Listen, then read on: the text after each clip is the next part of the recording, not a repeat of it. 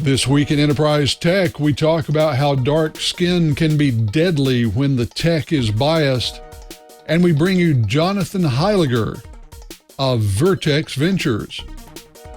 TWiT on the set. Podcasts you love. From people you trust. This is TWiT.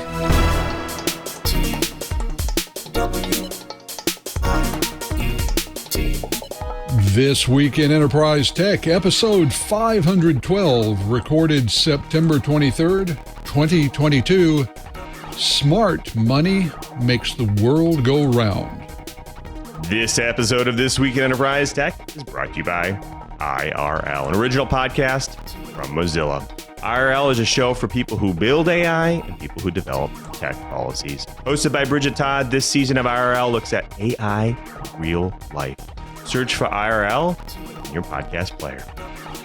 And by Big's Canary. Detect attackers on your network while avoiding irritating false alarms. Get the alerts that matter. 10% off and a 60-day money-back guarantee. Go to canary.tools/twit. Enter the code TWIT in the How to Hear About Us box. Welcome to TWiT, your weekly source for everything that matters in the world of enterprise technology. I'm Curt Franklin, and I'm your host for this episode of TWiT. It is, as usual, going to be a great show. We've got a fabulous guest, some interesting things to talk about before we get there. And before I do anything else, it's time to say hello to my co-host for this episode of TWiT, Mr. Brian Chee. Brian, how are things on your end of the neighborhood? I'm doing fine. We're obviously watching the weather reports and seeing how things are going. It doesn't look like it's going to be horrible, but it never hurts to be prepared. I am, however, tinkering a little bit with a technology. If you've been looking at the fiber to the home or fiber from the curb, this actually exists on a single strand of fiber, and it's called a GPON. And what it does is it allows you, a service provider like AT&T or whoever, to be able to go and string up to 128 homes off a single strand of fiber. And depending on how strong that optics are,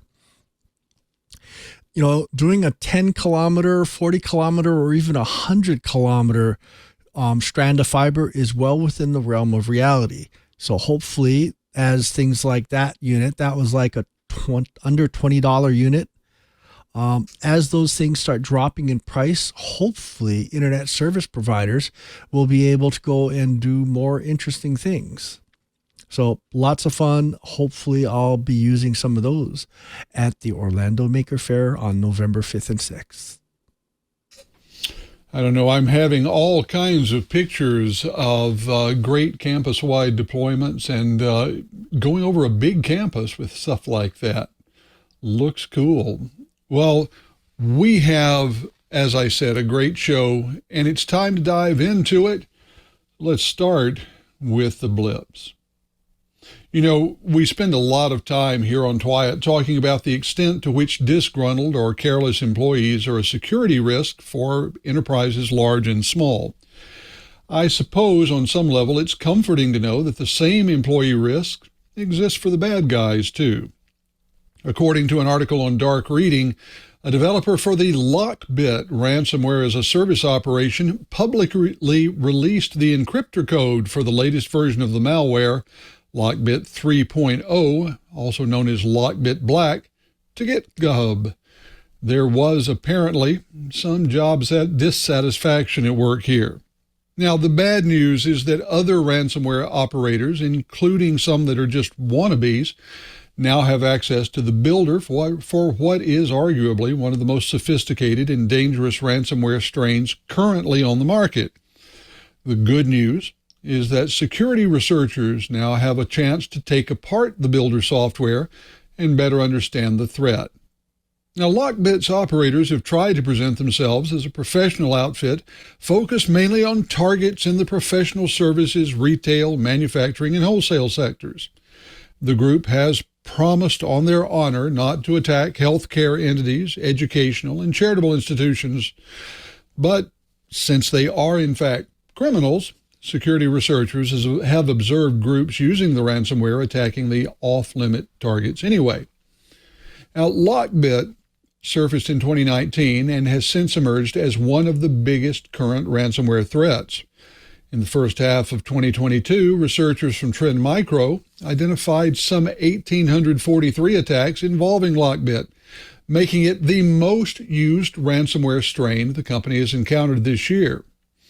In a similar vein, a report from Palo Alto Network's Unit 42 threat research team described the previous version of the ransomware, that's LockBit 2.0, as accounting for 46% of all ransomware breach events in the first 5 months of this year. Now, while there is undoubtedly value for researchers in seeing this code, the ultimate advantage it brings may be small. Following the leak, LockBit's authors are likely hard at work rewriting the builder to ensure that future versions won't be compromised in the same way. All right, so this article, which comes to us from the folks at Ars Technica, got kind of kicked into high gear because of the pandemic. Now, for years, the studies have found some racial bias in a common oxygen measuring device called pulse oximeters, as well as alarming dangers for inaccurate blood oxygen measurements in dark-skinned patients. See, dark skin? Now, the U.S. Food and Drug Administration is summoning its expert advisors to review the problematic devices and consider new recommendations and regulatory actions.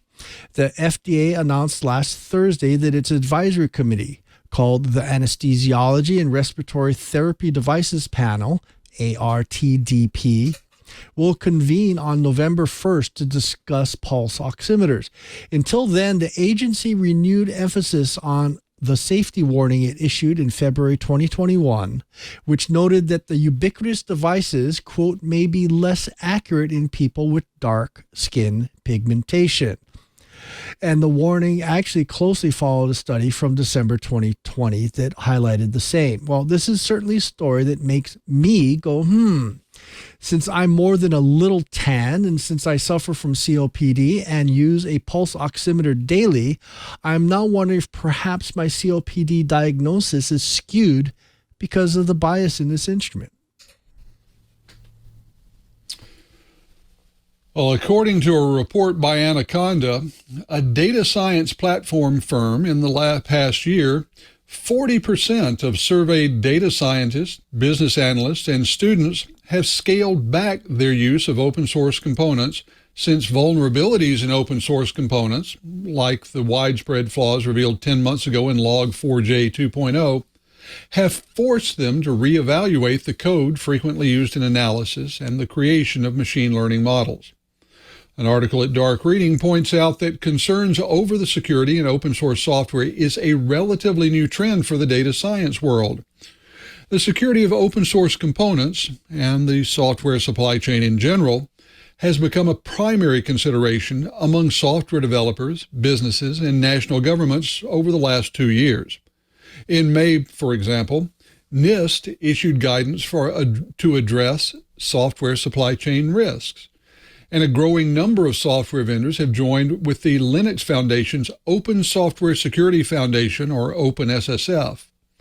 In general, software companies are not seeing any sort of decrease in open source usage overall, focusing instead on improving the security of the open source software and using security as a primary guide in selecting their components.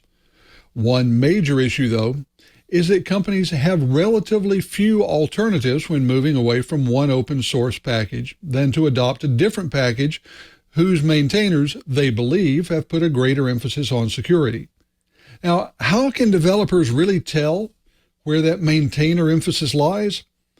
Maintainers of the most critical projects, of which there are hundreds, if not thousands, need to use secure dependencies, test their own code, and validate the trustworthiness of contributors. The maintainers should also be publishing a security scorecard. A Google-created initiative now managed by OpenSSF gives a security grade to a project based on nearly 20 different criteria. Well, according to our criteria, that's it for the blips, and it's time to the bite. But before we get there, we need to hear from Lou Maresca. Well, thank you, guys. I'll get you back to your enterprise and IT news in just one moment. But before we do have to thank a really great sponsor of This Week in Enterprise Tech, and that's IRL, an original podcast from Mozilla. IRL is a show for people who build AI and people who develop tech policies. Hosted by Bridget Todd, this season of IRL looks at AI in real life. Who can AI help? Who can it harm? The show features fascinating conversations with people who are working to build more trustworthy AI. For example, there's an episode about how our world is mapped with AI. The data that's missing from those maps tells as much of a story as the maps themselves. Now, you'll hear all about the people who are working to fill in those gaps and take control of the data. There's another episode about gig workers who depend on apps for their livelihood. It looks at how they're pushing back against algorithms that control how much they get paid and seeking new ways to gain power over data to create better working conditions. For political junkies, there are episodes about the role that AI plays when it comes to the spread of misinformation and hate speech around elections, a huge concern for democracies around the world. Now, I really like season 4, episode 1, checking out online shopping. There, they talk about the hidden costs of shopping online and off. What are you giving up? Meta Brown, a data scientist from Amazon, is on the show and talks about what happens when you make an online purchase. It just may actually shock you. Super compelling episode. Definitely check it out. Search for IRL in your podcast player. We also include a link in today's show notes. And we thank IRL for their support of This Week in Enterprise Tech. Back to you guys. Thanks, Lou. We appreciate that. And don't worry, we'll be hearing more from Lou later on in the show. But now it's time for our bite, our slightly longer and more detailed look at one of the stories that's been in the news this week. On Tuesday, Microsoft released a big, thick PDF detailing Windows 11's new security-focused features. Among the big things they were talking about was zero trust. Now, zero trust is a topic we have looked at extensively here on TWiT. Some of that is because it's so darn important, and some of that is because for a few years, Microsoft, Google, Amazon, and many others have been working with the U.S. government to improve cybersecurity using zero trust as one of the principal techniques. It's no coincidence that the 3 big cloud service providers are looking at this because they are very well positioned to institute controls to prevent truly catastrophic cyber attacks. Microsoft, though, is doing something a little bit different because they're moving security down the stack, all the way down the stack into firmware. Now, there have been flaws in firmware that we've talked about before. Firmware for CPUs, printers, storage area networks, network attached storage, all kinds of external devices provide locations where vulnerabilities can hide and attackers can gain access to a network. Now, according to Microsoft, these sorts of threats call for computing hardware that's secure down to the very core, including hardware and processors which store sensitive business information. They say that with hardware-based protection, we can enable strong mitigation against entire classes of vulnerabilities that are difficult to thwart with software alone. So, what are we talking about when it comes to Microsoft? The phrase is hardware root of trust. In simple English, that means a starting point that is implicitly trusted. If you're talking about a PC, it's a component that checks the BIOS code to make sure that it's legitimate before it boots the machine. Now, anyone who's gone in and had to pull malware off a machine that has a malware compromise knows just how important this is, because it's difficult to go in and mitigate things in the BIOS if the developer of that malware is any good at all. Now, there are new security measures, including storing sensitive data like crypto keys and user credentials completely isolated from the operating system inside their own sort of software strongbox. Microsoft requires a TPM, or Trusted Platform Module 2.0 chip, to be installed on Windows 11 machines that are new or upgraded. The company had required TPM 2.0 capabilities on their Windows 10 machines, but the latest version of Windows won't even run if the computer doesn't have that chip. Now, Windows 11 machines all now include the Microsoft Pluton security processor in the system on a chip that has replaced the classic CPU on the motherboard. Pluton's not new, it's been around for a couple of years, but it eliminates an attack vector. Now, not all Windows 11 machines will have this chip, but all absolutely positively will have a TPM 2.0 chip. Now, Brian, I want to bring you in because TPM chips have been around for a while. These aren't new. And there are still a lot of concerns about how to properly set them up, including some warning that if you do it incorrectly, if you do it badly enough, you brick the system. So what do you think? Is it that hard? Is it that sensitive? And is there some sort of key to getting it right? Well, I think a lot of any kind of hardware-based security system is you got to read the instructions. The days of being able to just wing it, just stop. Just read the instructions first. That was one of the biggest problems I saw when people first started having to deal with UEFI and then TPM version 1. It was frustrating because there was so much FUD, fear, uncertainty, and doubt going around. And the day people would go in and just, I can set this up, I'm an expert, and paint themselves into a corner. You're also going to need to make sure you start making sure you have a password vault or something to make sure that you don't lose those passwords. Now, my biggest question I had when TPM first started coming out was, how am I going to handle a TPM requirement on a virtualized server? Especially if I start doing VDI, virtual desktop infrastructure, and I want to use Windows 10. When Windows 10 first came out and they were saying, you must have TPM, it's like, how am I going to do that on a Blade server or a virtualized environment when I only have one TPM chip?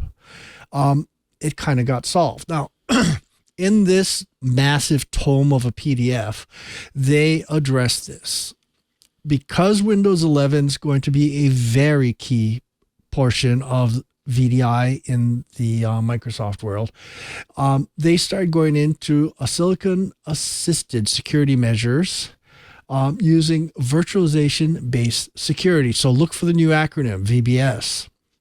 Quote, the isolated VBS environment protects processes such as security solutions and credential managers from other processes running in memory. According to this PDF, even if malware gains access to the main OS kernel, the hypervisor and virtualization hardware will help prevent the malware from executing unauthorized code or accessing platform secrets in the VBS environment. Sounds good to me. So there's a lot of things that are happening. And if you say why, it's because we've, as an industry, have been complaining very, very loudly that we want zero trust. We want to be able to not get hit by all this malware. We want to be able to trust our computing environments. We want to be able to basically get on with doing business. And this is one of those things that you're going to have to take your spoonful of medicine. TPM, the virtual environment, the VBS and so forth, you're going to need to do something, because if malware is going to get in and they go in, let's say, for instance, we get hit by one of those wonderful malwares that can get in, say like Moonbounce or TrickBot or LoJax, that actually worms its way into the low-level code. What I keep hearing is, well, the only reliable way of fixing this is to actually throw away the machine, which doesn't make anyone feel good about this. So for us to be able to keep moving forward with the cloud, the world of clouds, the world of hybrid environments, the world of, massive computing, we need to be able to trust the platforms. And so, sorry, folks, TPM is going to be something we're going to have to deal with. We're going to have to deal with, have the dynamic root trust and things like that. And we're going to have to start learning how to do this. So Windows 11 is that bitter medicine we're going to have to take and get used to if we want to do it. Unfortunately, I've got some reasonably old machines. So I've got a sneaky hunch I'm going to have to save up my shekels to buy myself a new machine that does have TPM 2.0. And if that's going to happen, I'm probably going to try and see if I can get one that supports Pluton so that I have a little bit more future that I can count on. And then maybe I'll start going and do some interesting things with Windows 11. Ought to be interesting. But from a security world, we want zero trust. Here's one of the foundation blocks. Well, Brian, let me ask this. We say we want zero trust. We know that we've heard that. We know that this is a step in the right direction. But should we also temper expectations? Will having this chip mean that forevermore we don't have to worry about any other part of security? Or is this a critical part, but not a silver bullet? Yeah, I think the latter. It is a foundation stone. I'm not sure I'd call it a keystone, but it is definitely an important foundation stone. You can't expect the ability to have a trusted computing environment if the foundation stones are weak. I guess that's the best analogy I can come up with. We need to be able to trust. Just because, say for instance, the used computing environment, that market, we actually had Curvature on the show not too terribly long ago, and they make their living refurbishing and selling, computing devices and network devices. Well, if we can't trust them, what are we going to do? Does that mean we can no longer have used equipment? That doesn't sound like a really good solution. So I'm hoping this foundation stone will allow us to be able to start trusting. It just means that, like a used car, you want to make sure you have the correct keys, both, if you have an old car, you need the key to the trunk and the key to the doors. In the used computing environment, you're just going to have to make sure that the TPM chips are reset and that the passwords are turned over to you. So things to learn, things to change. The world's going to change. Foundation stones. I that's actually a good title for the show, Foundation Stones. I like the idea of the foundation. I have looked at what is required to properly implement this. And you're right. Read the instructions. It has details to the process, but it's not something that requires either an advanced degree in physics or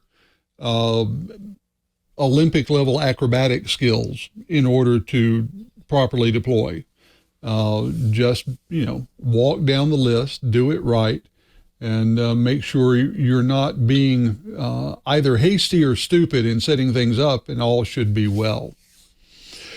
This is the sort of thing, zero trust is going to be the architecture that we lean on for a long time. It just makes too much sense.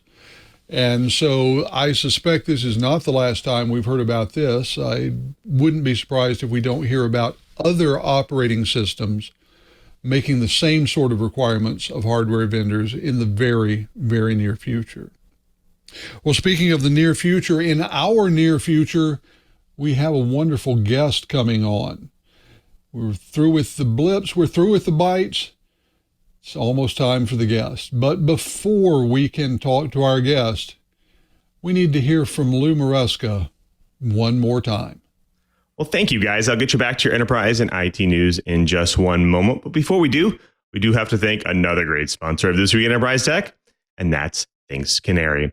Now, if there's anything we've learned from this last year, it's that companies must make it a priority to layer the security of their networks. We talk about it all the time. Now, one of those layers needs to be Thanks Canary. Unfortunately, companies usually find out too late they've been compromised, even after they've already spent millions of dollars on IT security. Now, attackers are really sneaky.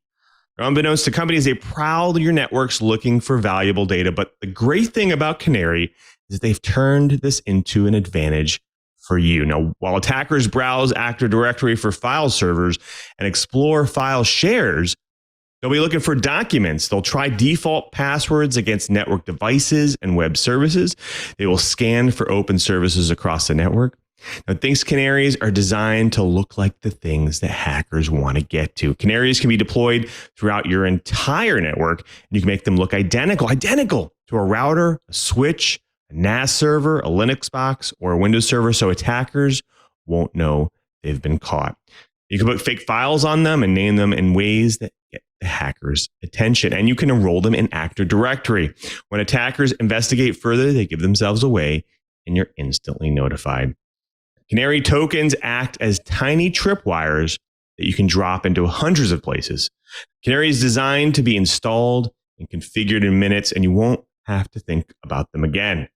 If an alert happens, Canary will notify you any way you want, and you won't be inundated with false alarms.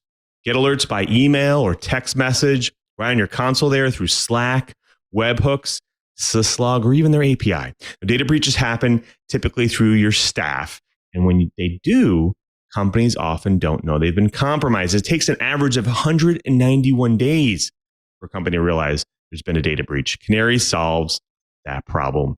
Canary was created by people who have trained companies, militaries, and governments on how to break into networks. And with that knowledge, they built Canary.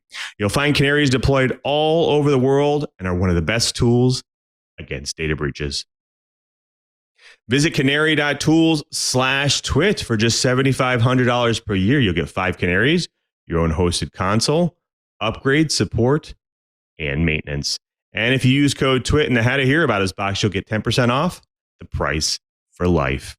We know you'll love your Thanks Canary, but if you're not happy, you can always return your Canaries with their 2-month money-back guarantee for a full refund. That's canary.tools/twit and enter the code TWIT in the How to Hear About Us box. And we thank Thanks Canary for their support of This Week in Enterprise Tech. Back to you guys. Thanks, Lou. We appreciate you taking care of business for us. Now, it's time for our guest, and before we bring him on, got to say that in the technology industries, in IT and security and networking, all of these, it doesn't matter how good your idea is. If you don't have enough money to develop it, market it, sell it, introduce it to the market, and build a market around it, it will never see the light of day. And in the IT world, that initial money, more often than not, comes from a venture capital firm. As important as these firms are to the industry, we haven't had a chance to talk to venture capitalists very much here on This Week in Enterprise Technology. So this week, we're pleased to be able to have as our guest Jonathan Heiliger, General Partner at Vertex Ventures US. Jonathan, welcome to TWiT. Hey, thanks for having me. We are pleased to have you because we have a whole bunch of questions that we want to ask, and the first one is about you. With all the misunderstanding and lack of understanding that many people have about venture capital, it's got to start with being a venture capitalist. How does one become a venture capitalist, or more particularly, how did you become a venture capitalist? I think there's lots of paths into venture capital, which is the good and the bad thing. So first off, like I said, thanks for having me. We started Vertex US about 7 years ago. We're an early stage venture capital firm that backs enterprising founders, if you like the play on words there. And all 5 of us on the investment team are all former founders and operators, and spend all of our time, investing and helping founders hopefully be more successful with their business. But to answer your question, how did I get my start? I got my start in tech when I was 17. I almost dropped out of high school. I fell in love with this thing called the NSF net and worked at Stanford on commercializing it and turning it into the internet. And at 19, I co-founded and was CTO of a web hosting company, one of the first web hosting providers, and was very fortunate that company was ultimately acquired by bigger and bigger fish, and set me on my path for my love of infrastructure and building and helping scale engineering teams, and got to do that for 20-something years before making the change to venture capital. And so my move to venture capital was as a result of helping people all along the way who had either helped me or who were building and solving interesting problems in tech. And I just wanted to help them and give them some time and some feedback, or connect them with somebody who might be a buyer for their products. And ultimately that's the short story of what led me to venture. Outstanding. Well, now I've got to ask, a lot of people, the closest thing they will come to seeing venture capital at work is watching a show like Shark Tank. Is that for you anything like a realistic representation of the way you get pitches and the process by which you say, I've heard your pitch, we'll give you this much for that much of the company? Or is the process that you work through radically different from that? I think just like everything on TV and in the movies, or documentary movies, there's shreds of truth there, and there's shreds of truth with Shark Tank and in the world we live in or how we practice venture capital.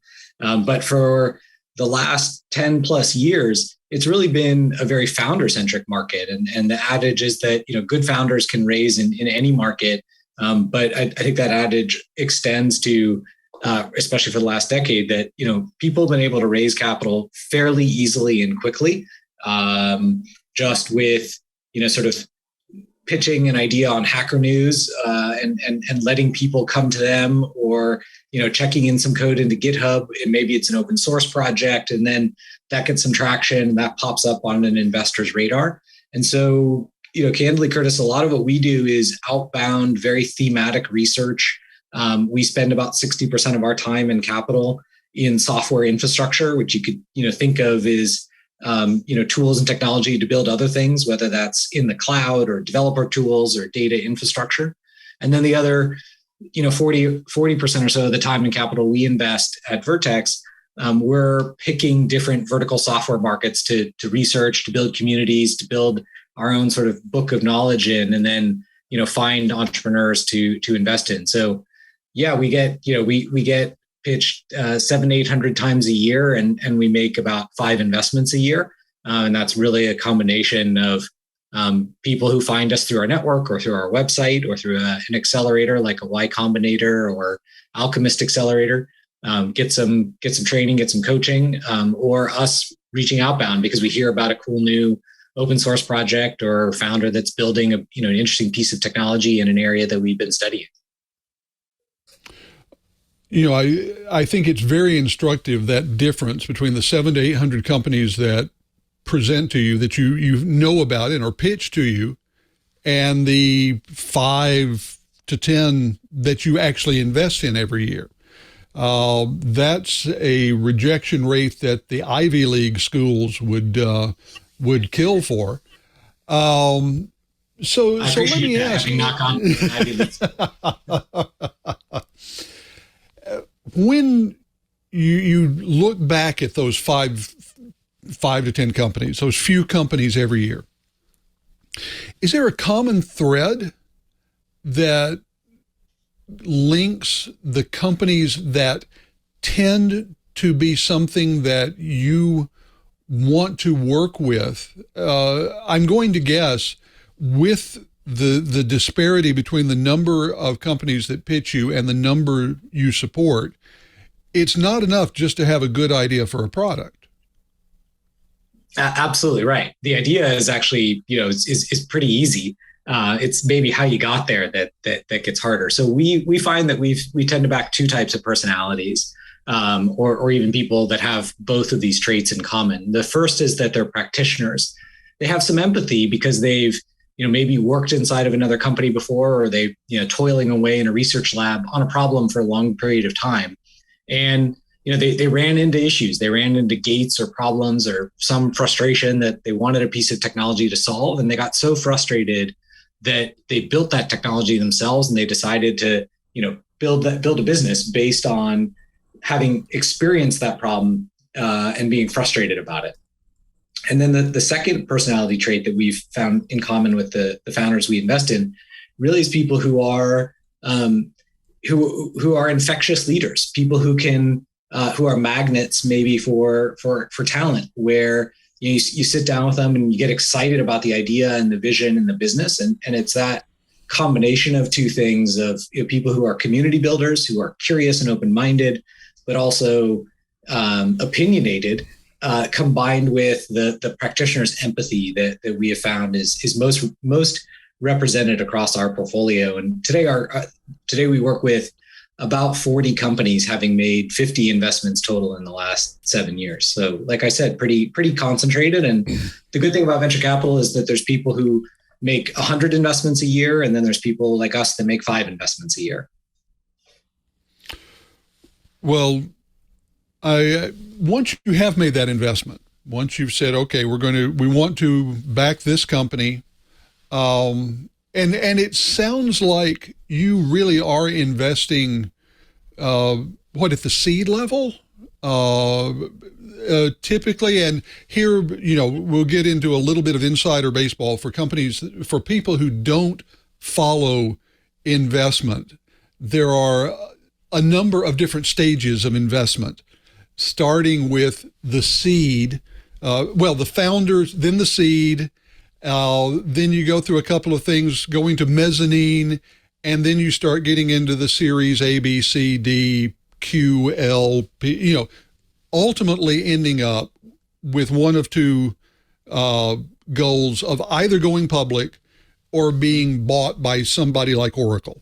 Those are the 2 outcomes. So like I said, I'm guessing that you come in very early in the process rather than being one of the big Series D investors where hundreds of millions of dollars is often involved. Yeah, absolutely. Great point. So yeah, seed rounds are a relatively new phenomenon in venture. I forget exactly when it was, the term was coined, probably around 2005, 2006, I want to say, maybe a little bit earlier. But yeah, fundamentally to represent, a small, modest amount of money to really prove out an idea or prove out a thesis. When I started my first company when I was 19, our first round was a Series A, and it was $5 million, and we were off and running. And for a long period of time leading up to last year, seed rounds grew to be $20, $30 million, just to sort of put it in perspectives. And put it in perspective, though, that's changed pretty rapidly in 2022. So where we invest at Vertex US is, we invest super early at pre-seed or seed, maybe a $500K to $1 million check. And then we invest at the other side of our barbell, which is a $8 to $10 million investment. Important to note here also initial investment, Curtis, because there are funds who will invest once and then be done. Sometimes that's like a mezzanine investor, to your point, which is typically the last round before a company goes public. But also along the way, there are funds who will say, hey, I'll give you your first money and then I won't invest again. We are the type of fund that is kind of a classic venture capital model where we reserve capital to continue investing in and working with the founders, working with the team. It's often called, investing your pro rata in the company. So today, our largest positions are $50, $60 million because we've been investing with the company for several years, even though our funds are relatively small for those position sizes. So the fund that we just closed at the beginning of this month is our third fund. It was a $200 million fund. And we'll make 20-ish initial investments in that fund. And then as those companies, the third outcome, unfortunately, so first choice outcome is we build a big company, go public. Second choice outcome is we merge or sell our business with another business. And that, by the way, that happens about 70% of the time in enterprise. And the third outcome is, unfortunately, we have to wind the company down because we didn't get to either of the first two outcomes. So anyway, we will start out with 20-ish initial investments with the idea being that, we'll learn along the way of which ones are performing the best and have the best chances for the first two outcomes and double down on those. Well, the idea of continuing to invest, I think, is fascinating. And you're right, it does distinguish you from many of the venture companies out there. Now, one of the things that I want to go back to what the movies tell us about venture funds and how they work with companies. And it tends to be one of two things. Either someone comes in and gives a company money and says, call us when you're ready to pay us back. And, maybe additional investments, in which case call us when you're ready to pay back more. The other, and this is probably more common with movies and television, is that the venture capitalists come in, invest money, and then immediately take over and marginalize the founders. The founders are squeezed out. Everyone's unhappy. It's just terrible, terrible, terrible. So I assume that the truth lies somewhere between those two. Can you give me an idea of what reality looks like, at least from the Vertex perspective? Yeah, it's a great question. I don't have stats off the top of my head, so I won't quote numbers for you. But I would say that if in my view, and in our experience across our portfolio and our past experiences working at very well-known firms, Excel Partners, Menlo Ventures and Sequoia Capital, Crane Ventures, where different folks on our team have come from, it is a failure state that a venture investor has to jump into a company the moment they invest. That is a failure state. We are backing teams and want to see those teams and those people grow and develop over time. But I do think it's an important note that not every person is good at every stage of a company. I learned about myself that I was really good at starting things, and I was really good at, tens of employees to hundreds of employees. When the companies that I was working at got to thousands of employees, I wasn't as good. I wasn't as effective. I wasn't as happy. My performance ratings dropped. I started flunking out, et cetera.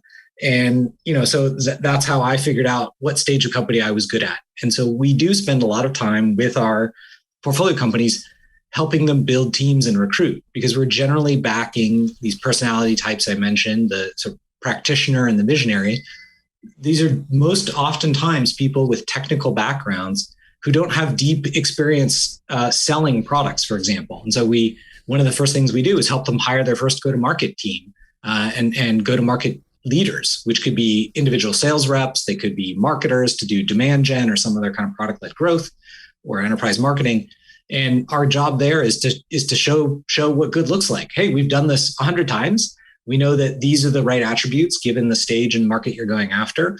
But ultimately, it's the founder's decision on who to hire. We don't tell them who to hire. We make suggestions on who to hire, and we tell them what attributes to look for. Does that answer your question? I think it does, and it's an important thing. It's interesting that you mentioned the being good at a different part of the company's growth. I know that there are some classic inflection points in the growth of a company that people look for, and I always thought that one of the most impressive things that Michael Dell ever did was when he hired a CEO, because he realized that managing a company the size that Dell had become was out of his wheelhouse. And I think it would be good if more founders were able to do that. Well, I want to bring, please. Sorry, I was just going to say, I mean, I think that it's a really important realization that, like you said, that he had, and it does happen, quite often. I had the pleasure of working for Mark Zuckerberg for 5 years as Facebook grew from that hundreds of employees to tens of that to about, not quite 10,000 people. But along the way, he hired Sheryl Sandberg as a chief operating officer because he saw in himself his own limitations, of a leader. Or Larry Page and Sergey Brin brought in Eric Schmidt early on to be CEO, of the company, because being CEO or any other C-level job generally means different things. The one than founders are doing at the very beginning, taking the big risk, the big leap, working with customers and building the product. It means you got to be willing to do a 5-hour budget meeting and, come up with a financial plan and arbitrate between what's happening in marketing and sales and finance and all of these other things. It is an interesting thing, and it's good, as Clint Eastwood says, a man's got to know his limitations. And I would say we can broaden that to simply say a founder's got to know their limitations. Yeah, well, I know that one of the things that you have to do as you're looking to invest is understand where the market in general is going so that you have an idea of whether the team and the products that you're looking at have a reasonable chance of succeeding in the market that's going to exist in a couple of years or in 4 years. And I want to bring in my co-host, Brian Chee, to ask some of the questions about how you look at that aspect of what you do. Yeah, we've actually had a fairly U.S.-centric conversation so far. And I'd like, you to kind of step back, and is the VC market or even technology in your mind different in the U.S. versus, say, the UK, EU, or Asia? Is enterprise technology all in the U.S.? I hope not, but are the good ideas outside of the U.S. also? Absolutely, yeah. There are a lot of great ideas coming from outside the U.S. So Vertex is a network of funds. We have cousins or relatives, if you will, that focus specifically on investing in China, in Southeast Asia, in India, and in Israel. And so we cover the U.S. and Europe. And so, my view tends to be more U.S. centric just because that's where I spend, the bulk of my brain power, but there's innovation happening everywhere. And in particular in SaaS and enterprise software, we do see and hear about a lot of companies starting in India, not just to service the Indian enterprise market, but to serve globally, to serve businesses globally. In our case of our portfolio, for example, in Fund 2, which was 18 companies, 40% of those companies, so just under half, called 8 of 18, started outside the U.S. by the founder started the company outside the U.S. and then emigrated to the U.S. to build and scale the company. And what has generally happened in those situations is the technical team, the engineering team, that nexus, if you will, that's somewhere else. That might be in Israel, it might be in Switzerland or Portugal or the Ukraine. And then the founders have emigrated to the US and they're building the go-to-market team here because, quite frankly, that in the case of enterprise software is the real special sauce of Silicon Valley in particular, even within the US, I think. I think if you were starting a bike sharing or scooter sharing company to service Germany or service the UK, you should absolutely start that company there, raise capital there, and be local, really understand the market. But if you're starting a B2B software company, or an open source business that's servicing developers, again, that idea can happen anywhere. The development of that can happen anywhere. But by the time you start selling that software, the real expertise for that is today still concentrated in the US. Well, let's go and ask a little bit more about the international world. GDPR and other governmental speed bumps have made life a little interesting. How big a speed bump has it been for the VC world? Honestly, GDPR, I think, has been it's been a boon for the VC world because there's been all kinds of new companies that have gotten created around helping existing businesses manage their data, both into and out of the EU, and then with California with CCPA, dealing with all of these new regulations and new types of compliance regimes. Very cool. Well, one more big question. Sure. There's a lot. Everybody thinks they have a great idea, but they don't always have a great team. Have you run into some organizations that have been really great, but are missing one piece? Does Vertex or VC organizations like Vertex go in and try and help them realize their limitations? Or is that kind of one of the no-nos of VC?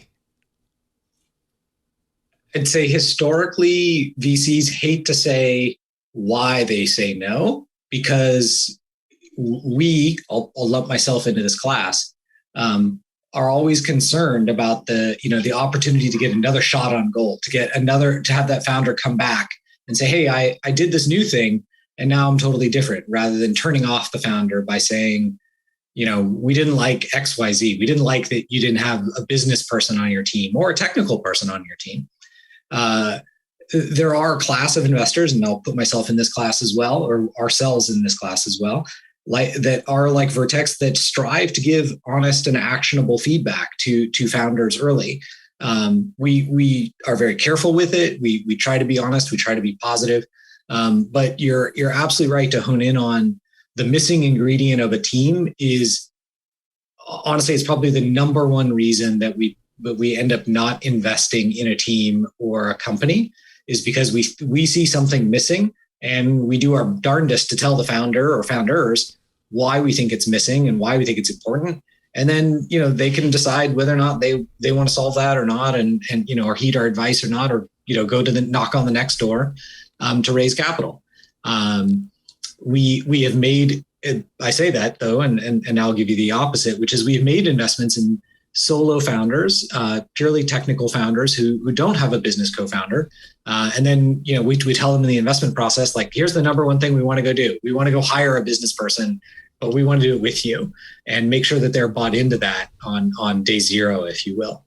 I was recently in New York this week, and was sitting down with another investor at a very well-known blue chip firm. And, he said, his comment to me was he mostly invests at Series A and beyond, which is kind of the $1 million to $2 million revenue mark and up.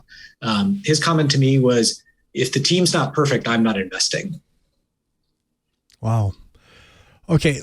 Let me go show my old federal hat. There's been many, many, many times I've been involved with conversations within the U.S. federal government and DOD where they're saying, gee, I really wish technology X was available, but I don't have a mechanism within the Department of Defense to go and fund that. Have you actually heard of people saying, I wish technology X existed? Can you go out and see if it actually exists in your proposals that people are pitching you? Yeah, I mean, absolutely. We've heard that from, I'm trying to think how to phrase it. But basically, there are venture capital arms of the US government and of other friendly governments that invest in funds and invest directly in companies. And I think, one of their major goals is to sponsor that type of innovation and research that maybe can't happen inside of the federal government. We've seen a lot of things around communication technology, new types of materials, new types of security, both attack prevention and things to thwart, attacks come with sponsorship by some of the government affiliated venture capital arms. In our case, we spend, I'd say, more of our time, just given that we've worked for so long in enterprise and worked in big organizations, we spend time with the CIOs and CISOs and heads of technology or engineering in financial services and high growth internet companies, et cetera.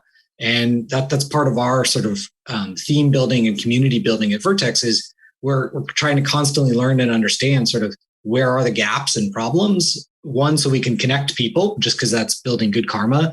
If I can help you solve a problem, I'm hopefully earning credit and earning favor to come and ask you for help later down the road. And we use those interviews, those calls, that time spent to inform ourselves as to where we should be spending our time, and if you and to use the analogy of going truffle hunting to find the people that are working on the big ideas that relate back to what we hear from enterprise or some governments. Well, Jonathan, you'll recall when we were talking before we went on air, we told you that 30 minutes would fly by, and darn if it hasn't. It seems like there's a lot we could still talk about. Unfortunately, we've hit the end of our time. Now, one of the things we try to do here on TWiT is give our guests a chance to tell us what they want us to know about their firm. Now, many times that's a product they want or a service they want to pitch. Things are a little different with Vertex, but what would you like us to know about Vertex that we haven't asked you about yet? Well, I appreciate the opportunity. I feel like I got to say it by weaving it into my answers, but I guess I would generally say that we're still bullish on tech. We're open for business. We're funding new founders and new startups in and around enterprise software and data infrastructure. And as a firm, as a boutique fund that's comprised of people who have been founders and operators, like we like to work side by side with founders and think that's a great way to build a great and enduring companies. And with that, I'll thank you again for having me on the pod. Well, thank you for being our guest. As I said, we've wanted to have someone from a venture capital firm here as a guest, and you have been absolutely perfect. Everything we could have asked for. So thank you so much. Would love to have you as a guest again at some point in the future. Awesome. Thanks so much.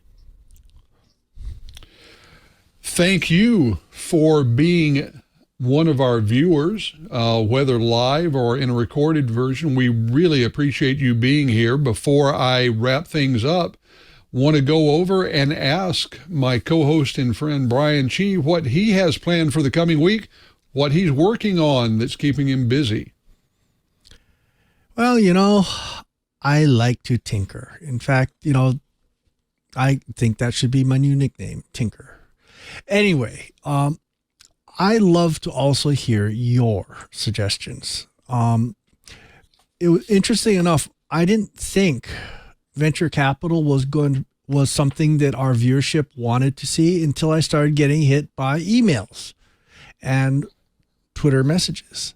So, why don't you throw some ideas at me? On Twitter, I am ADVNETLAB. That's Advanced Net Lab. You get to see some of the things. I actually went and played hooky for a little while and went to go and see a warbird museum in Titusville, Florida. That's actually some pictures of a very rare double Mustang, P-51 Mustang. Two Mustangs grafted together. There's only 6 of them left in the world. got to see one in person. Very cool. I also would love to get emails from you. People ask me questions. People make suggestions. Sometimes people complain at me. That's fine too. It's also fine if English isn't your first language. Feel free to use a translator. I'll use a translator back.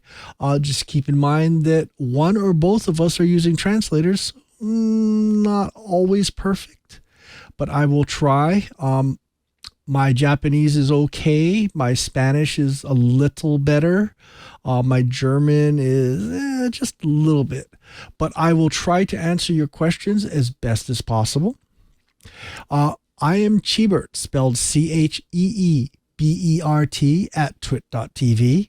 You're also welcome to throw email at TWiT@twit.tv, and that'll hit all the hosts. PR folks, send it to Cheebert@twit.tv. That way I can shuffle things going and try to not lose your email. I'm getting upwards of 300 or 400 a day, so it takes a little bit to sort through, so please be patient. And we'd love to hear from you. So VC is one of the threads that people have been requesting, along with things like cloud computing, hybrid computing, zero trust, obviously. Lots and lots of ideas coming at us, and we will try to book guests that will fulfill your every wish. So, want to hear from you? See you next week. Thanks, Brian. And obviously, as you heard him talking, Brian is not only my co-host here, but the producer of the show, going out, finding our guests, making sure that all the I's are dotted and the T's crossed to make sure we can bring you people like our guest today. Now, if you want to follow me, please do so on Twitter. I'm at KG4GWA. My writing for most people appears on Dark Reading. That's Dark Reading /Omdia, OMDIA. Got a piece coming out this coming week. Would love to get your opinion on that. Also, feel free, of course, to follow me on LinkedIn. I'm on LinkedIn as Curtis_Franklin. Would love to hear from you. Always appreciate hearing from members of the TWiT Riot. Well, that's it for us this week. We'll be back again next week, bringing you more news from the world of the enterprise. Remember, if you want to know all there is to know about enterprise technology, just keep quiet. Hey, we should talk Linux. It's the operating system that runs the internet, a bunch of game consoles, cell phones, and maybe even the machine on your desk. But you already knew all that. What you may not know is that TWiT now has a show dedicated to it, the Untitled Linux Show. Whether you're a Linux pro, a burgeoning sysadmin, or just curious what the big deal is, you should join us on the Club TWiT Discord every Saturday afternoon for news, analysis, and tips to sharpen your Linux skills. And then make sure you subscribe to the Club TWiT exclusive Untitled Linux Show. Wait, you're not a Club TWiT member yet? Well, go to twit.tv/clubtwit and sign up. Hope to see you there.